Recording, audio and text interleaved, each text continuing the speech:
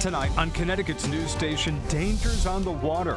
How you can stay safe while enjoying the unofficial start of the summer season this weekend.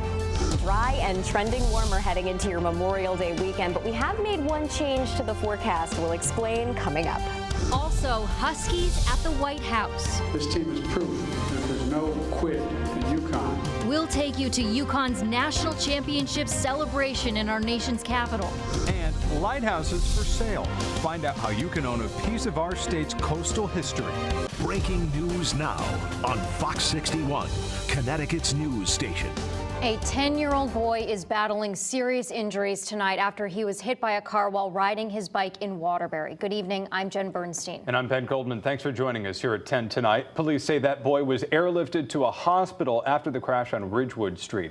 Fox 61's Jake Garcia joining us live in Waterbury tonight with what we're learning. Jake.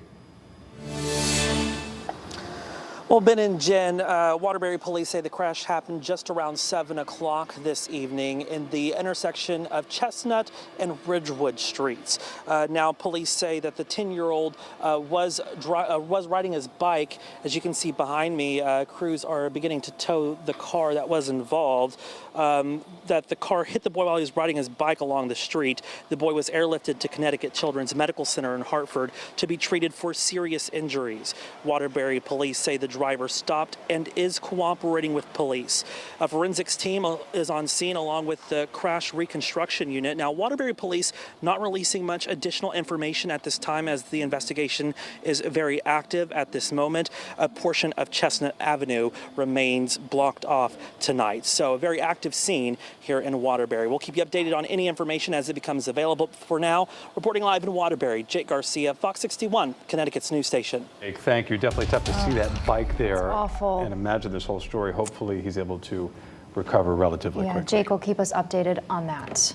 All right, let's switch gears here and just talk about the forecast for this weekend because we do have some nice weather on the way. Yeah, Chief Meteorologist Rachel Frank joining us now, and all eyes on Memorial Day weekend here, Rachel. We made it. We made it, and we are lucking out this weekend because there is a storm that's going to bring wet weather, even a washout for some in the southeast, all the way up through the mid-Atlantic states. But for us, we're going to be on the dry and sunny side of the street here. High pressure keeping this storm suppressed to the south and the rain at bay, and that means you've got your pick of the holiday weekend to spend time outside. Temperatures right now in the low 50s for Windham down through Norwich, 59 the current temperature in Hartford, upper 50s for the New Haven area. Low temperatures tonight will be falling back into the lower to middle 40s as we head towards daybreak tomorrow, and a big rebound as we head through the afternoon. Tomorrow will be even warmer. We're looking at high temperatures in the low to mid 70s for the shoreline, but upper 70s to right around 80 degrees as soon as you step away from the immediate shoreline. So 70 in Mystic,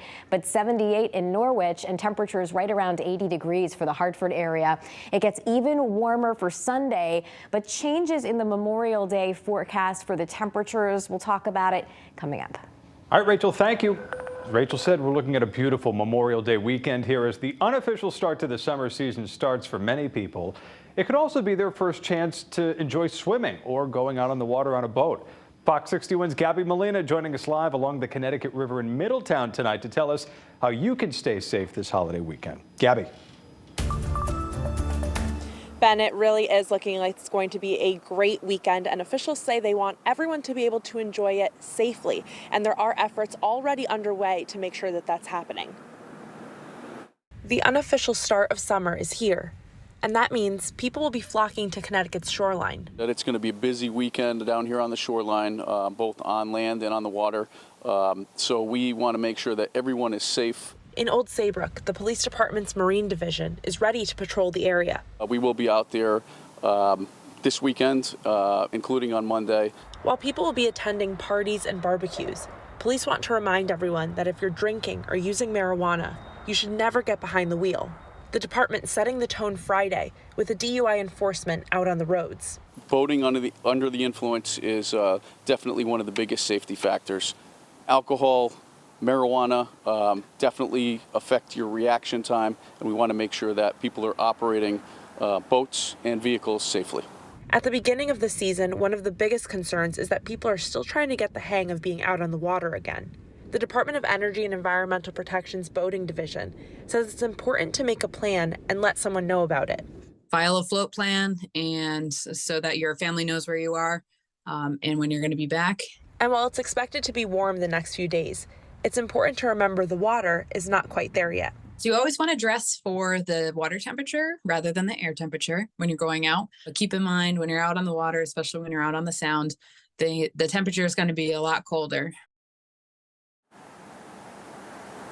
And there will also be lifeguards at 6 state park beaches this weekend, including Hammonasset, Rocky Neck, and Silver Sands. Live in Middletown, Gabby Molina, Fox 61, Connecticut's news station. We definitely want everyone to have a safe holiday weekend. Gabby, thank you very much.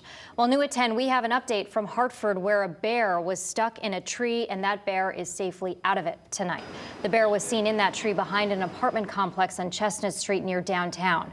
Deep helped Hartford police at the scene as the road was closed for several hours this afternoon. State wildlife experts say Connecticut's bear population is growing much faster than a decade ago.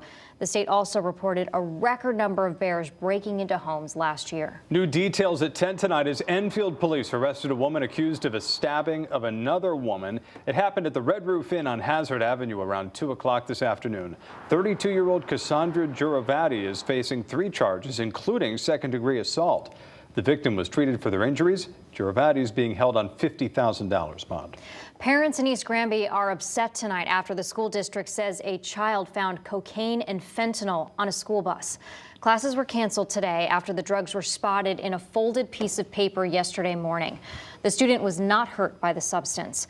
Officers and drug-sniffing dogs searched all of the buses and schools today. Anyone with information about the incident should call East Granby Police. Well, new at 10 tonight, a public golf course in West Hartford says that vandals caused nearly $25,000 in damage. Rockledge Golf Course says that this is now the second time it's been vandalized in recent months. They suspect teens of going on the course after hours, clubbing the ground, breaking water fountains, and smashing glass in nearby homes. There will be consequences. This is being taken very seriously. Like I said, it's been an ongoing thing for a couple of years now, and we're at our breaking point. We're not going to take any more. This is a place for people in our community to play, and yet local people are destroying it. It doesn't make sense to me. The course says it could take weeks for the green to get back to normal. It also plans to add cameras on the property, and West Hartford police plan to increase patrols at night.